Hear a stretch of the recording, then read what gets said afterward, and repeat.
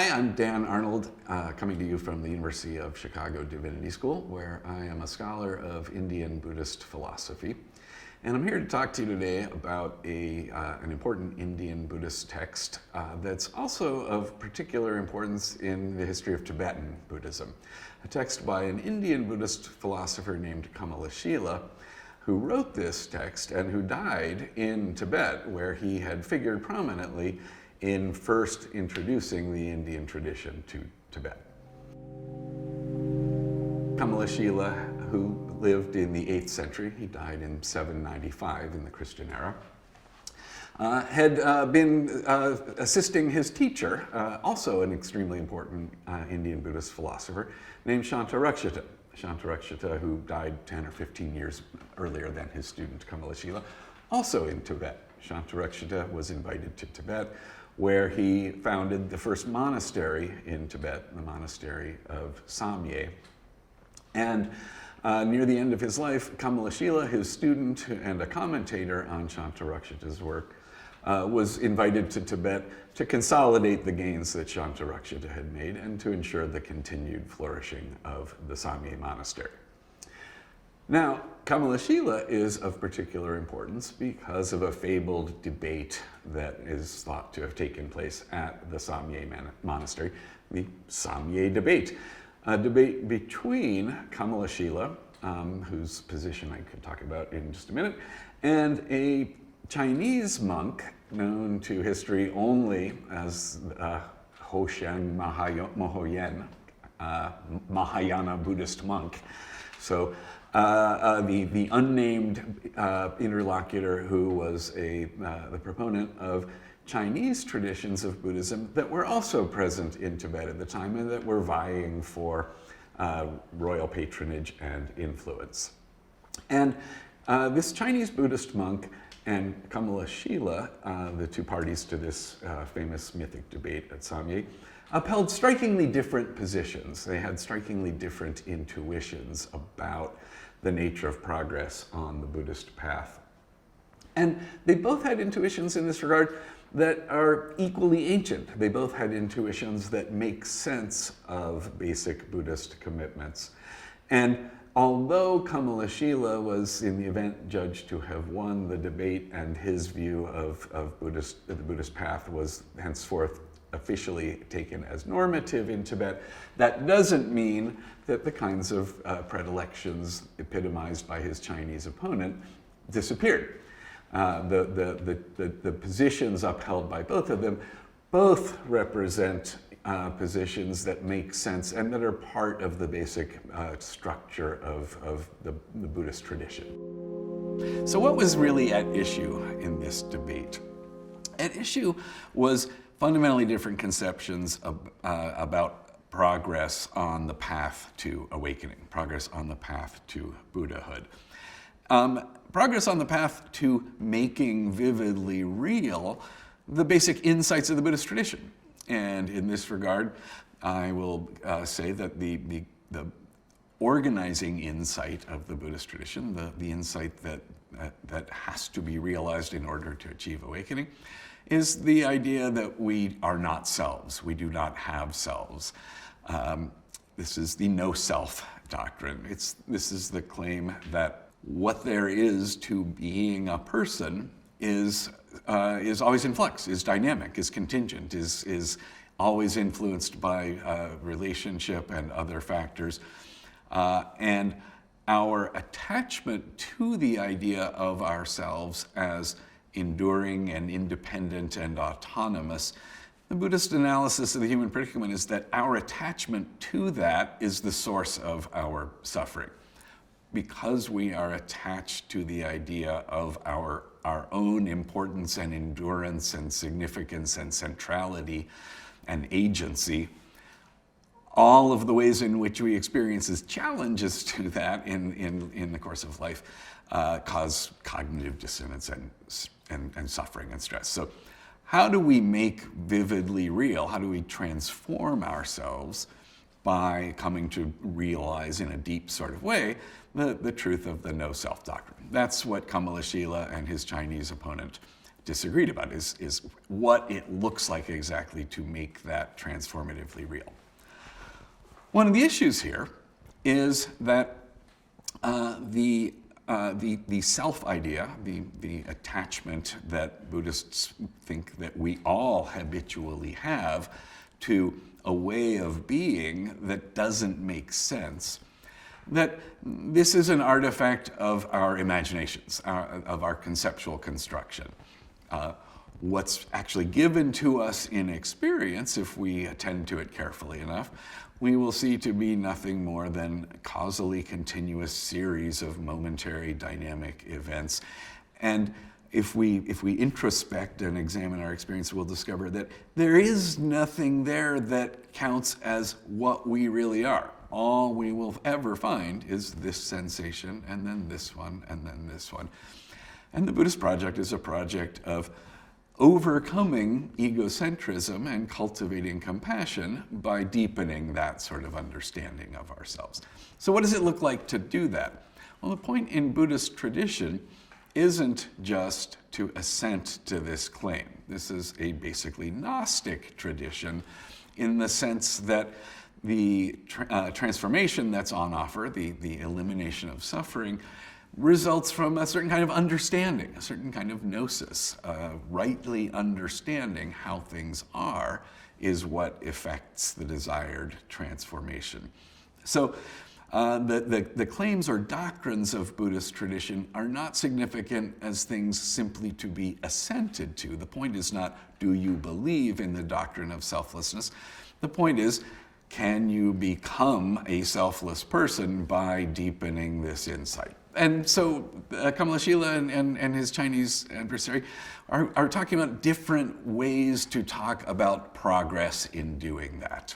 Because the self idea, because the idea of ourselves as permanent and enduring and autonomous is a conceptual fiction. It's something we project upon experience. There's a deep suspicion in Buddhist thought in general of our conceptual capacities more generally. It's our conceptual capacities run amok that lead us to see ourselves in ways other than we really are. And consistent with that suspicion of conceptual thought, there tended to be a suspicion in Buddhist tradition of conceptual thought and language and discourse in general. It's largely under the influence of language and conceptual thought and the ways that we order the world and structure things as self and other, this, not that. All of that conceptual activity is deeply implicated in the Buddhist analysis of why we suffer and where we go wrong. So there's a strong impulse in Buddhist tradition towards paring down or even eliminating conceptual activity or construction.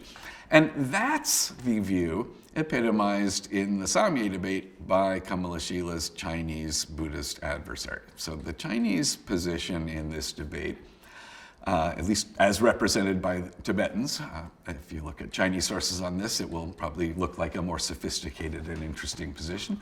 But according to Tibetan representations anyway of the Chinese position, the Chinese monk's idea is that progress on the path to awakening consists in eliminating conceptual thought, conceptual construction. That is something that can be brought about kind of all at once and perhaps even rather suddenly.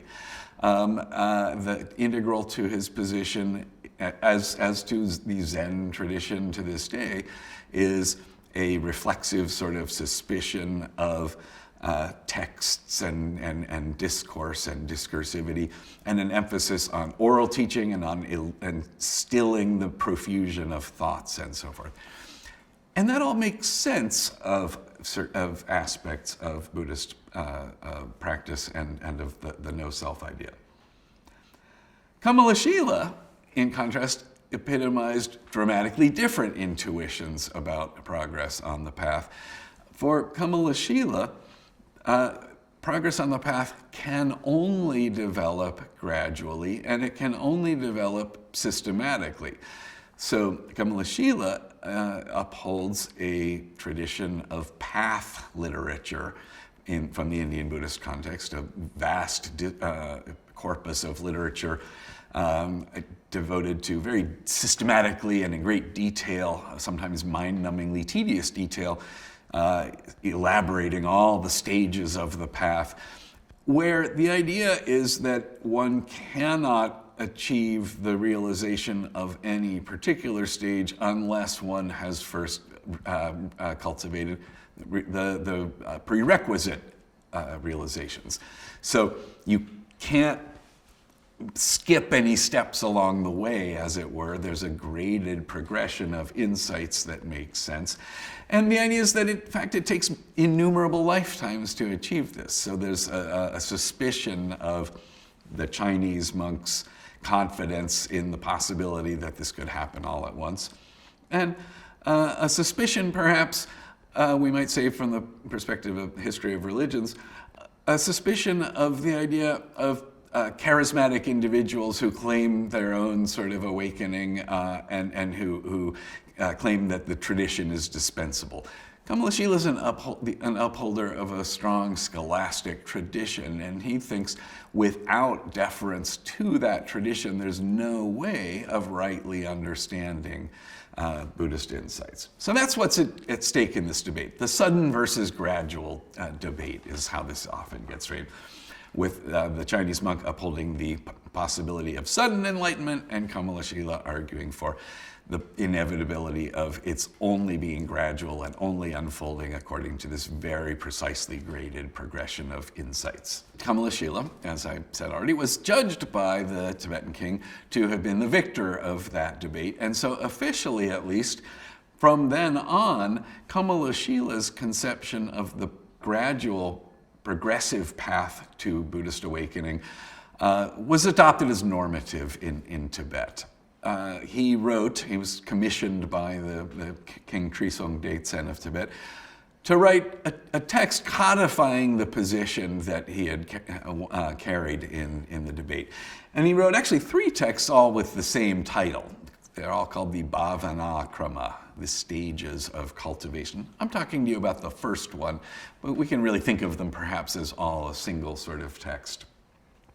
And we see in these texts a lot of interesting things about Kamalashila's modus operandi.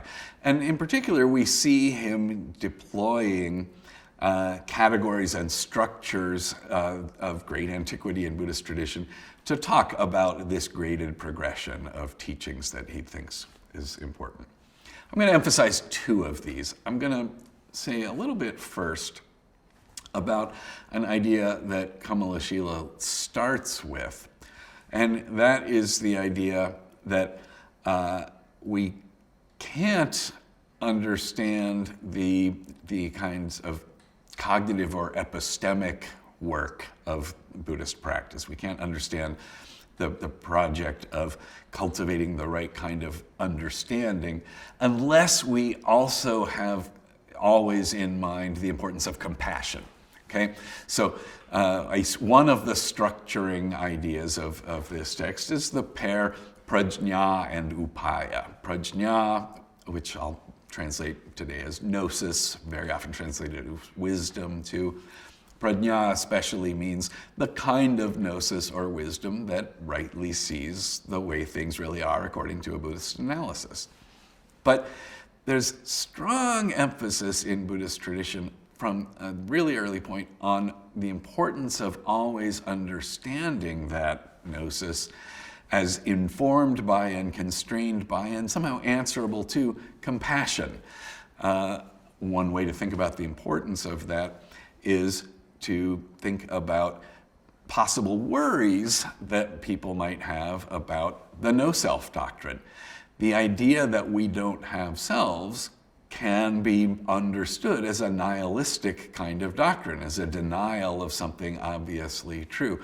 The Buddhist wager is that in fact, we can make better sense of most of our ethical intuitions given the no-self view than we can according to traditional views of selves. So the Buddhist wager is that the self idea is just completely incoherent. Nothing really works or makes sense given that view. And their wager is that, in fact, we can make sense of all our basic ethical intuitions. So it was important to Buddhists from early on always to emphasize that if you hear in the idea of no self a nihilistic denial that anything matters, you are not understanding the point. And that's a point that's driven home by saying always, and from the beginning, compassion has to be part of this. Compassion has to make sense if you're rightly understanding this. So the lesson of the no-self doctrine, in other words, can't be, forget it, nothing matters, nobody exists anyway.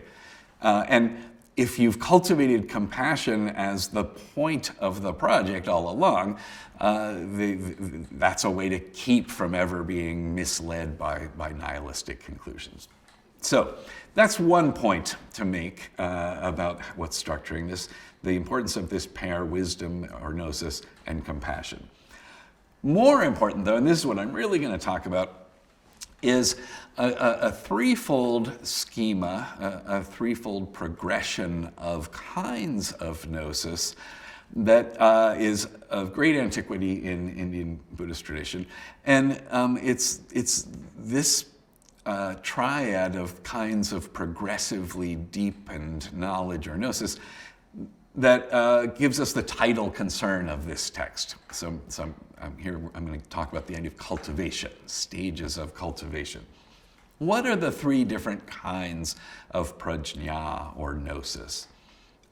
Well, they start with shrutamayi prajna, the kind of gnosis that results from study or hearing, literally. And that means the kind of gnosis you get from first encountering Buddhist teaching. When you first encounter a Buddhist sutra and hear the teachings of the Buddha, you hear this new possibility and you have a certain kind of gnosis. However, it's not enough just to read Buddhist teachings and assent to them. You have to understand them. You have to make them your own. And so that first kind of gnosis has to be deepened by the second kind, Chintamayi prajna, or the kind of gnosis that results from critical reflection, from doing philosophy, we might say. So it's not enough, again, just to assent to these claims. The point is to make them your own, to understand them, to understand the sense they make. That's not enough, however, either, because the Buddhist wager about the self idea is not, at the end of the day, a wager about philosophical views. It's a wager about deeply held, deeply habituated affective dispositions that we all have. So Buddhist philosophers recognize that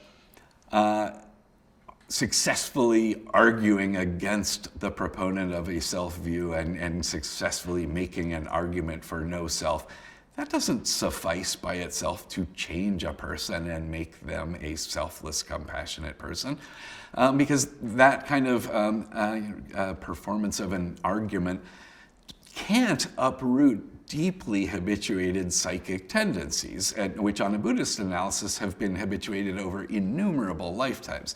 So the weight of psychic baggage that we're trying to unearth here requires something much deeper. That's why those first two kinds of gnosis, the kind you get by first encountering the teachings of the tradition, and the kind you get by then critically reflecting on those teachings and understanding them and making them your own, those have to be subjected to a third degree of gnosis, bhavana-mayi prajna, the kind of gnosis that results from cultivation. And cultivation here is the word in the title of Kamalashila's text.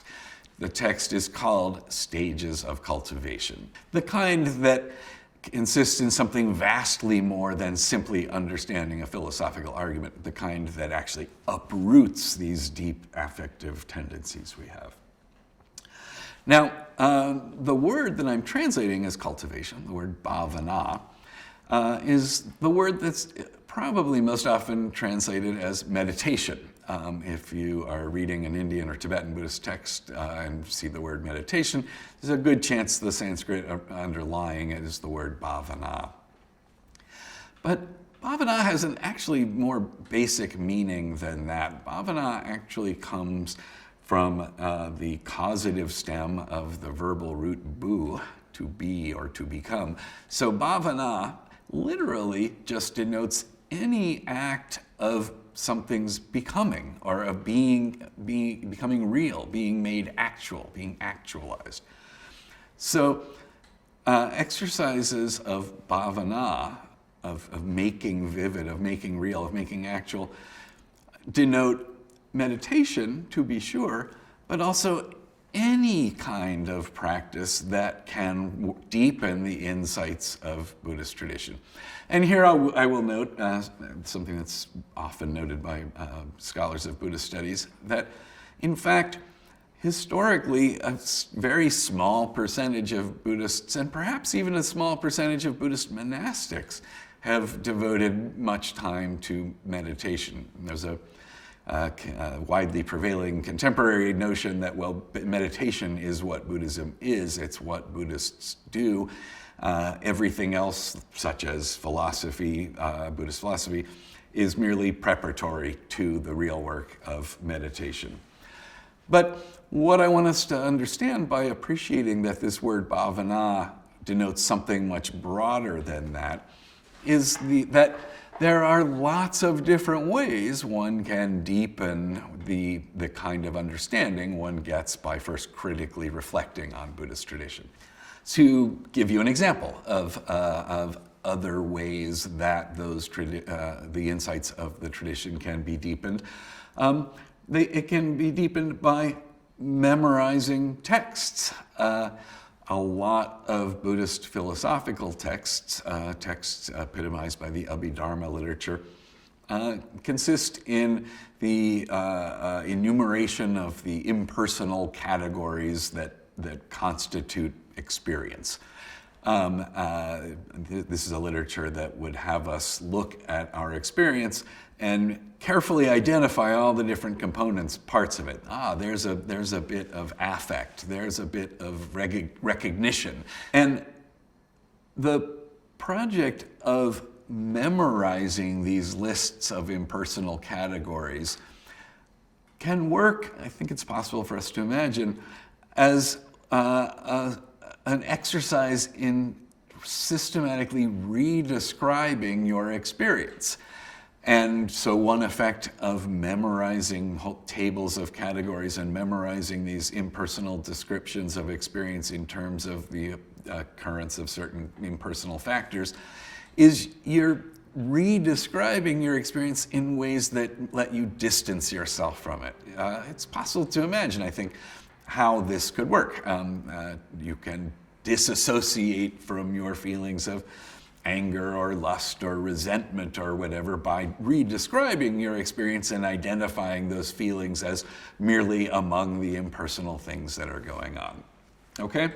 So, this is important in understanding the sense it makes for someone like Kamalashila to think that even though what is wanted at the end of the day is a dramatically transformative experience, a vivid realization of the truth of the no-self doctrine, an immediate, non-inferential awareness that spontaneously informs compassionate activity ever after, right? What's the ways in which a Buddha differs from ordinary people are reckoned as unimaginably superior, right? A Buddha does not have to stop and think, well, what would I do if I realized that persons don't actually have selves? How would I react? No, what's wanted is to live out of that idea. And to that extent, there's what is wanted is a non-verbal, non-inferential, non-conceptual feeling, a vivid perceptual awareness of the truth of the doctrine. Okay? So to that extent, what Kamalashila wants, what Kamalashila thinks the outcome looks like, is very much like what his Chinese adversary in the Samye debate thought it looks like. They're both agree that, well, what we get to in the end is an immediate, non-inferential, deep acquaintance with the truth of Buddhist teachings. Kamalashila's wager, though, is that you can only get to that by doing a lot of textual and discursive work. So another way to think about the real difference between his position and that of his Chinese adversary is that Kamalashila thinks there's no substitute for extensively engaging the texts of the tradition. Counterintuitively, to bring about an ultimately non-discursive, non-conceptual kind of awareness. So, Kamalashila and his Chinese interlocutor at the Samye debate both agree that the ultimate outcome of Buddhist practice is supposed to be a non-conceptual, non-inferential, immediate, transformative awareness of the truth of the tradition. Truths taught by the tradition. It's just that the Chinese interlocutor to the debate, his view is that the way to still the conceptual construction of self is to still conceptual activity from the start.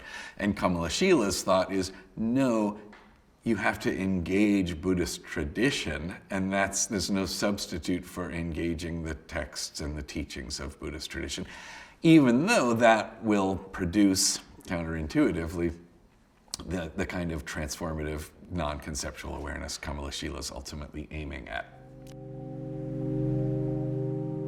Kamalashila recognizes that the point of practices of cultivation is to take something that's known or understood propositionally and to make it perceptually vivid or real. How to take something that you merely accept as an article of faith or belief, for example, and make it actually provide real practical guidance for life. So what we're doing when we cultivate ideas, when we make them vividly real, is just make them vividly real, perceptible, vivid. But here's the thing. You can make disastrously misguided beliefs seem vividly real just as effectively as you can make true beliefs vividly real. So because Kamalashila acknowledges and understands the power of practices of cultivation, he understands that through disciplined effort over a long period of time, it really is possible to change one's self and mold one's self and one's being according to certain ideas. But that makes it really important that you be clear about what ideas you are cultivating in the first place. So Kamalashila's wager here, and the really significant divergence in intuitions between him and his Chinese adversaries, is that even though what we're trying to get is something vastly deeper and more significant and transformative than merely philosophical assent, nevertheless, philosophy is indispensable because only by critically reflecting can we retain confidence that we are in the first place cultivating the right kind of understanding. And here I want to read a passage from the text. This is where one of the places where Kamalashila expresses this thought. He says, "The gnosis that results from study," that's the first of the three grades of gnosis, Shruta Mayi Prajna, the gnosis that results from study should be brought about first. Okay, and we're talking about which comes first, which comes second, and which comes third. This is all in the context of a progressive path that no steps of which can be skipped along the way. So he's saying there's no substitute for starting with the gnosis that results from study. You've got to encounter the teachings of the Buddha. he continues, this should be brought about first, for it is by means of this that one first grasps the meaning of Scripture. One then gets through to the definitive and interpretable meanings of Scripture by means of gnosis resulting from critical reflection. Okay? This is the second grade of gnosis, and he invokes hermeneutical categories here. The idea is that Scripture includes passages of definitive meanings, scriptures that plainly declare the considered opinion of the Buddha, and scriptures that require interpretation, scriptures that, because of the occasion of their teaching or whatever, do not straightforwardly or perhaps even stand in tension with the official views of the tradition. And only by thinking critically and hermeneutically and philosophically can one learn to identify the definitive as opposed to the interpretable teachings of Scripture. By thus determining things with that kind of gnosis, by determining things with the critical reflection, only in that way can you cultivate the real goal, not the unreal. Without the critical reflection, without gnosis resulting from critical reflection, there could just as well be cultivation of the opposite aim. You could inadvertently be cultivating the wrong idea. So, by examining phenomena in terms of reason and Scripture with the gnosis that results from critical reflection, again, the second grade, the one that involves philosophy, discourse, hermeneutics, by keeping that one always in play, one can cultivate only the real as the nature of things. So, that's why it makes sense, then, that in this text, when Kamalashila shows us what it looks like to develop these different kinds of gnosis, he does so by alternating between interpreting Scripture and performing philosophical argument. And the dialectic between those is what the path consists of, most basically, for Kamalashila. Dialectically tacking back and forth between the truths taught in Buddhist Scripture and critical reflection, always aimed at rightly orienting one's practices of cultivation, so that cultivation then can achieve the desired outcome. So Kamalashila gives us not only a fascinating perspective on Buddhist practice and tradition, and a close look at what for Tibetans became the normative understanding of the progress on the path to awakening. He also gives us sophisticated philosophical tools for thinking about the nature of religious traditions, the nature of transformative practices in general. And that's among the countless things that make this an interesting text that I hope you will find interesting enough in light of this to track down yourselves. And in this regard, I can recommend in the recently published Norton Anthology of World Religions, the scholar Luis Gomez has a fine translation of the second of the three texts called Stages of Cultivation. My efforts have been focused on the first one, but you get a good look at what Kamalashila is up to that way. And the work of Birgit Kellner, who's got a fantastic piece in a recent journal of the International Association of Buddhist Studies, really drilling down on Kamalashila's attempt to think conceptually and discursively about how to achieve non-conceptual, non-discursive awareness. And I'll refer to my own forthcoming work as well. The first text, called Stages of Cultivation by Kamalashila, is one of a dozen or so Indian Buddhist texts from the Madhyamaka school of thought, the particular school of philosophy that Kamalashila upheld and that is widely taken as normative for Tibet. That's going to be included in an anthology of original translations that I have forthcoming in a Columbia University Press series called Historical Sourcebooks in Classical Indian Thought.